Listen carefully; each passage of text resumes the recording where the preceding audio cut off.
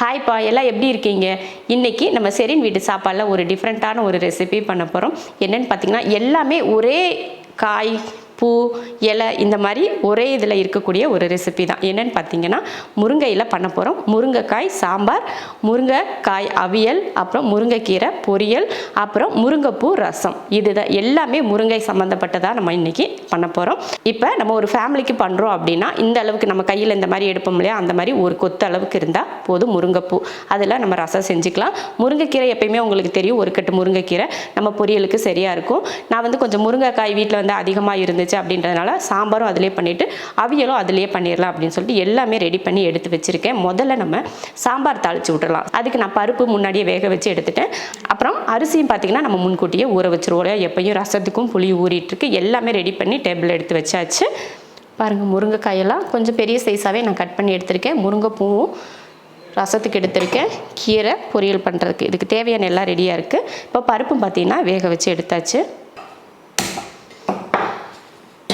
முதல்ல நம்ம சாம்பார் தாளிச்சிருவோம். நம்ம வந்து சாம்பார் வந்து நிறைய தான் போட்டிருக்கோம், போடலை அப்படின்னுலாம் இல்லை. எதுக்காக இன்றைக்கி நான் சாம்பார் பண்ணுறேன்னா, முருங்கையோட ரெசிபியாக பண்ணுறோம். சரி, சாம்பார் மட்டும் எதுக்கு வேறு காய் போட்டு பண்ணணும்? சாம்பாருக்கு ஒரு 4 முருங்கைக்காய் போட்டால் சாம்பாரில் அதுக்கும் அது அப்படி ஒரே மாதிரி போயிடும் அப்படின்றதுக்காக தான் எல்லாம் ஒரே மாதிரி செய்கிறேன். இப்போ எண்ணெய் ஊற்றிக்கலாம் சாம்பார் தாளிக்கிறதுக்கு. எண்ணெய் நல்லா காஞ்சிருச்சு. இதில் கடுகு, அடுத்து கருவேப்பிலை, ஒரு 100 கிராம் அளவுக்கு சின்ன வெங்காயம். நீங்கள் சின்ன வெங்காயத்துக்கு பதில் பெரிய வெங்காயம் கூட சேர்த்துக்கலாம். வெங்காயம் வந்து நல்லா வதங்கட்டும். வெங்காயம் பார்த்திங்கன்னா நல்லா வதங்கிடுச்சு. இதுக்கு மேலே வந்து வெங்காயம் வந்து பொன்னிறமாக வரக்கூடாது. இந்த அளவுக்கு வந்ததுக்கப்புறமா தக்காளி சேர்த்துக்கலாம். 2 தக்காளி.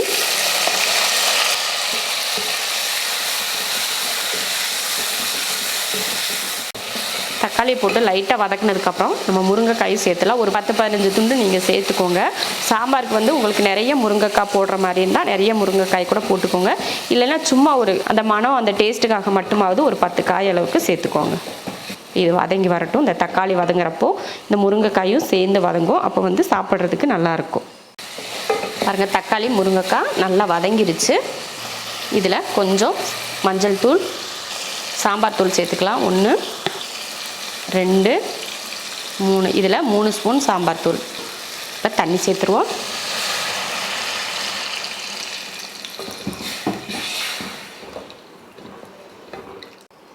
காய் வேகிறதுக்கு கொஞ்சம் உப்பு. இப்போ தண்ணியெல்லாம் சேர்த்தாச்சு. இது வந்து வெந்துட்டுருக்கட்டும்.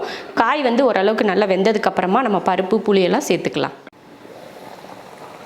முருங்கைக்காய் வந்து இப்போ நம்ம ஒரு 5 நிமிஷம் கிட்ட வேக வச்சுருக்கோம். அது நல்லா வெந்திருக்கும். இந்த டைமில் நம்ம புளி சேர்த்துக்கலாம். ஒரு சின்ன நெல்லிக்காய் அளவுக்கு புளி எடுத்து கரைச்சிட்டு இப்போ சேர்த்துடலாம்.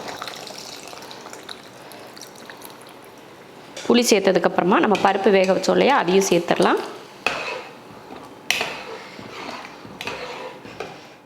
பருப்பு ஊற்றி தேவையான தண்ணியெலாம் ஊற்றியாச்சு. இப்போ உப்பு, முதல்ல காய் வேகிறதுக்கு கம்மியாக தான் உப்பு சேர்த்துருந்தோம்.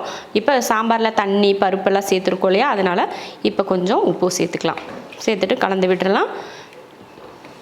இப்போ மூடி வச்சிடலாம். மறுபடியும் இந்த பருப்பு புளி எல்லாம் சேர்த்துருக்கோம் இல்லையா, அந்த காயோடு சேர்ந்து மறுபடியும் ஒரு 5 நிமிஷம் கிட்ட சாம்பார் வேகட்டும். அதுக்கப்புறமா நம்ம இறக்கி வச்சுக்கலாம். சாம்பார் வந்து 5 நிமிஷமாக வெந்துக்கிட்டு இருக்கு. எடுத்து பார்ப்போம். சாம்பார் இறக்கிறதுக்கு முன்னாடி மல்லித்தலையும் தூவிக்கலாம். தூவிட்டு நல்லா கிளறி விட்டுட்டு இறக்கிக்கிறோம். சூப்பரான ஒரு முருங்கைக்காய் சாம்பார் ரெடி ஆயிருச்சு. அவ்வளோதான், சாம்பார் ரெடி. இதுக்கு மேலே நம்ம இதில் வேக வைக்க தேவையில்லை. உப்பெல்லாம் நீங்கள் பார்த்துட்டு சேர்த்துக்கோங்க. இறக்கிக்கலாம். இப்போ வந்து சாம்பார் ரெடி ஆயிருச்சு. அடுத்து வந்து நம்ம முருங்கைக்கீரை பொரியல் பண்ணிக்கலாம். அடுத்து கீரை பொரியல் பண்ணிடலாம். எண்ணெய் காஞ்சதுமே கொஞ்சம் சீரகம், ஒரு 4 வரமிளகாய், அடுத்து வெங்காயம். நான் வந்து சின்ன வெங்காயம் சேர்க்குறேன். நீங்கள் பெரிய வெங்காயம் சேர்க்குறதுனா 1 வெங்காயம் சேர்த்துக்கோங்க. நான் சின்ன வெங்காயம் அப்படிங்கிறதுனால 100 கிராம் சேர்த்துருக்கேன்.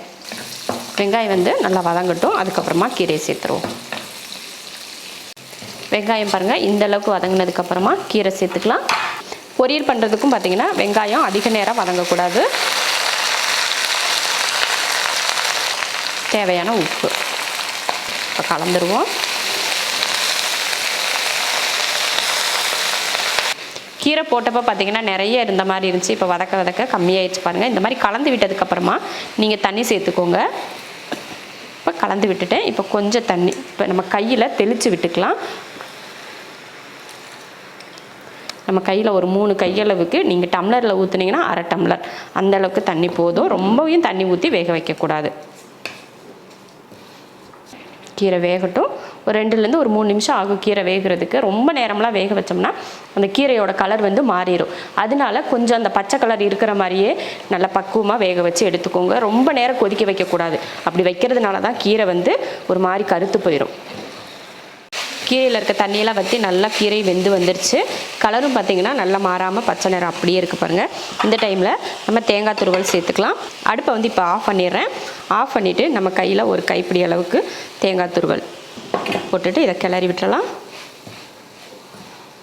சூப்பரான முருங்கைக்கீரை பொரியல் ரெடி ஆயிடுச்சு. தேங்காய் போட்டு கலந்து விட்டாச்சு. கீரை பொரியல் வந்து சூப்பராக ரெடி ஆயிடுச்சு. நீங்கள் நினைப்பீங்க கீரை பொரியல் வந்து நீங்கள் ரொம்ப போட்டுட்டீங்கக்கா, அதிகமாக போட்டிருக்கீங்க அப்படின்னு நினைப்பீங்க. நான் இன்றைக்கி ஒரு காம்போவாக பண்ணுறேன். அதனால தான் ஒன்றுமே நம்ம செஞ்சதாக இருந்தாலுமே சரி செஞ்சுட்டா இது ஒரு காம்போ உங்களுக்கு அப்படியே இருக்கும் அப்படின்றதுக்காக தான் செஞ்சேன். இந்த முருங்கைக்கீரையே செஞ்சுருக்கேன். முருங்கைக்காய் சாம்பாருமே உங்களுக்கு நான் செஞ்சு காட்டியிருக்கேன். இருந்தாலும் இந்த காம்போ அப்படிங்கிறப்போ அதை வந்து நம்ம மாற்ற முடியாது இல்லையா, அதுக்காக தான். இப்போ பொரியலை இறக்கி வச்சுட்டு நம்ம வந்து சாதம் வச்சு விட்டுட்டு அதுக்கப்புறமா நம்ம வந்து அவியல் பண்ணிக்கலாம். சாதத்தை ஒரு அடுப்பில் வச்சிட்டோம்னா அது பாட்டு வெந்துட்டுருக்கும். அவியலுக்கு நம்ம ஒரு பக்கம் வச்சிடலாம். இப்போ இதை இறக்கி வச்சிடலாம். இப்போ சாப்பாடு வச்சிடலாம். அதுக்கு வந்து தண்ணி ஊற்றிக்கிறேன். நான் சொல்லுவேன் இல்லையா, 1.5 படி அரிசிக்கு வந்து இதில் 3 படி தண்ணி பிடிக்கும். அதனால இதை ஊற்றியிருக்கேன். தேவையான உப்பு அடுப்பில் வச்சு 3 விசில் விட்டு ஆஃப் பண்ணிக்கலாம். நான் வந்து வேறு அடுப்பில் தான் வைக்கிறேன். ஏன்னா இதில் வந்து நம்ம அவியல் பண்ண போகிறோம். அதனால் மாற்றி வச்சிட்றேன். அவியல் பண்ணுறதுக்கு ஒரு கடாய் வச்சுட்டு எண்ணெய் ஊற்றிக்கலாம். அவியல் அப்படின்னாலே தேங்காய் எண்ணெய் தான் ஊற்றணும். ஆனால் நான் வந்து தேங்காய் எண்ணெய் ஊற்றலை. எப்போயும் என் சமையலுக்கு யூஸ் பண்ணுற எண்ணெய் தான் ஊற்றுறேன். எண்ணெய் காஞ்சதுமே கொஞ்சம் கடுகுளுந்து, கடுகு பொரிஞ்சதுமே கொஞ்சம் சின்ன வெங்காயம், ஒரு 4 போல் சின்ன வெங்காயத்தை இது போல் வெட்டியிருக்கேன். அதை சேர்த்துட்டு கொஞ்சம் கருவேப்பிலை, கொஞ்சமாக இஞ்சி, சும்மா ஒரு சின்ன துண்டு இஞ்சியாக கொஞ்சம், அவ்வளோதான். சேர்த்ததுக்கப்புறமா முருங்கைக்காய், தேவையான உப்பு, கொஞ்சம் மஞ்சள் தூள் கொஞ்சமாக சேர்த்துக்கிட்டால் போதும். மஞ்சள் தூள் வந்து கொஞ்சமாக சேர்த்துக்கோங்க, நிறைய சேர்க்கக்கூடாது.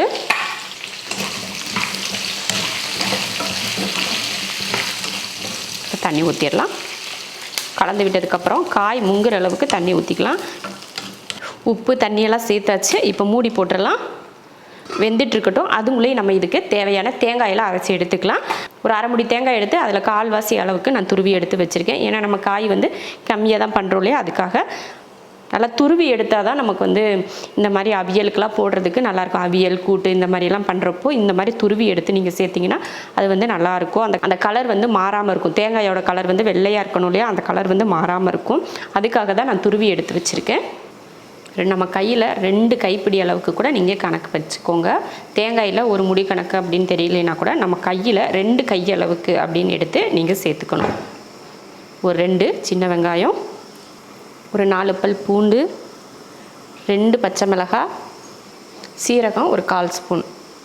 இதை கொஞ்சமாக தண்ணி விட்டு, ரொம்ப வலுவலுப்பாக அரைக்கக்கூடாது, கொரப்பாக அரைச்சி எடுத்துக்கணும். கொஞ்சமாக தண்ணி விட்டுக்கணும், அதிகமாக ஊற்றக்கூடாது.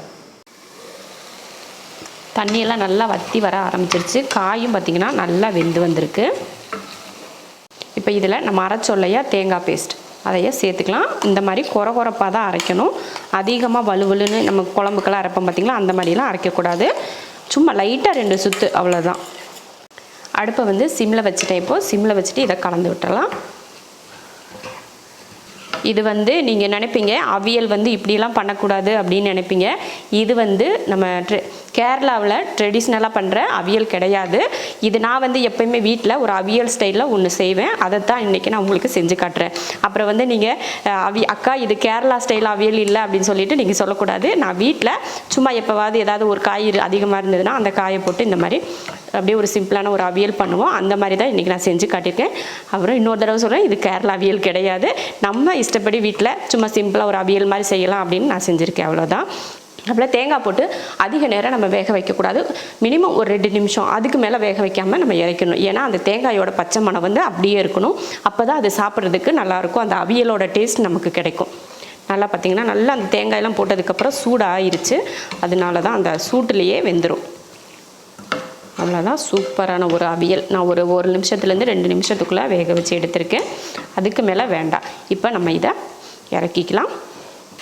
நல்லா கலந்து விட்டதுக்கப்புறமா இறக்கி வச்சிடலாம். அடுப்பை ஆஃப் பண்ணிவிட்டு இறக்கிடலாம்.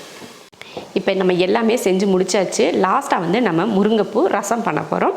நான் பார்த்திங்கன்னா நம்ம கையில் ஒரு கொத்து அளவுக்கு முருங்கைப்பூ எடுத்து வச்சுருக்கேன். அதை முதல்ல என்ன பண்ணணுன்னா முருங்கைப்பூவை வேக வச்சிடலாம். தண்ணி ஊற்றிடலாம் ஒரு பாத்திரத்தில். இந்த பூவை இந்த தண்ணியில் சேர்த்துக்கலாம். ஒரு அரை செம்பு அளவுக்கு தண்ணி சேர்த்துருக்கேன். கொஞ்சமாக உப்பு, கொஞ்சம் மஞ்சள் தூள். இப்போ இது வேகட்டும். ஒரு 2லேருந்து 3 நிமிஷம் கிட்ட வெந்துக்கிட்டால் போதும். ரொம்ப நேரம்லாம் வேக தேவையில்லை. அதுக்குள்ளே நம்ம என்ன பண்ணணும், ரசத்துக்கு தேவையானதெல்லாம் ரெடி பண்ணிடலாம். எப்பவும் போல் பார்த்திங்கன்னா நம்ம பெரிய நெல்லிக்காய் சைஸில் புளி எடுத்து ஊற வச்சுருக்கேன். அதை கரைச்சி எடுத்துடுறேன். இப்போ இந்த சக்கையெல்லாம் எடுத்துருவோம். புளியை கரைச்சிட்டு நம்ம புளி கூடையேவும் தக்காளி சேர்த்து கரைக்க போகிறதில்ல, தனியாக கட் பண்ணி எடுத்துக்கலாம். நம்ம வந்து ரசம் தாளிக்கிறப்ப இந்த தக்காளியை போட்டு வதக்க போகிறோம். அதனால தான். ரசத்துக்கு 1/2 ஸ்பூன் அளவுக்கு மிளகு, 1/4 ஸ்பூன் சீரகம், ஒரு வரமிளகாய். இப்போ இது கூட ஒரு 4-5 பல் பூண்டு சேர்த்துக்கலாம். சேர்த்துட்டு இப்போ அரைச்சிருவோம். ரசத்துக்கு அரைச்சாச்சு. இப்போ நம்ம ரசத்துக்கு எல்லாம் ரெடி பண்ணுறதுக்குள்ளேயே பார்த்திங்கன்னா முருங்கைப்பூவும் பார்த்திங்கன்னா சூப்பராக வெந்துருச்சு. முருங்கைப்பூ வேகிறதுக்கு வந்து ரொம்ப நேரம் ஆகுது. நம்ம கீரை எந்த அளவுக்கு வேகுதோ அதே சமயம் தான் இதுக்கும் டைம் எடுக்கும். அவ்வளோதான். இப்போ இது ரெடி ஆகிடுச்சு. இறக்கி வச்சிடலாம். ரசம் தாளிக்கிறதுக்கு பாத்திரம் வச்சுருக்கேன். எண்ணெய் ஊற்றிடலாம். எண்ணெய் காஞ்சதுமே கடுகு உளுந்து, கொஞ்சம் கருவேப்பிலை, 2 வரமிளகாய், கொஞ்சமாக வெங்காயம், பெருங்காயத்தூள், வெங்காயத்தை லைட்டாக வதக்கிடலாம். அடுத்து 2 தக்காளி,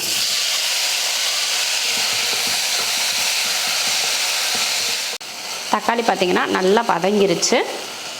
இப்போ இதில் நம்ம ரசத்துக்கு அரைச்சோம் இல்லையா, அதை சேர்த்துடலாம். கொஞ்சம் மஞ்சள் தூள் சேர்த்து கலந்து விட்டுறலாம். அவ்வளோதான். இப்போ ரசத்துக்கு தேவையான கலந்தாச்சு. அடுத்து நம்ம முருங்கைப்பூ வேக வச்சோம் இல்லையா, அதையே இதில் சேர்த்துடலாம். அடுத்து புளி கரைச்சோம் இல்லையா, அதையும் சேர்த்துடலாம். இப்போ தேவையான மல்லித்தலை. இப்போ இது எல்லாம் சேர்த்ததுக்கப்புறமா புளிக்கு எந்தளவு தண்ணி தேவை அப்படின்னு பார்த்துட்டு அதை ஊற்றிக்கலாம். அளவுக்கு அதிகமாக புளிப்பு இருந்தாலும் நல்லா இருக்காது இல்லையா, அதனால புளிப்பு பார்த்துட்டு நம்ம தண்ணி சேர்த்துக்கலாம். ரசத்துக்கு தேவையான உப்பு.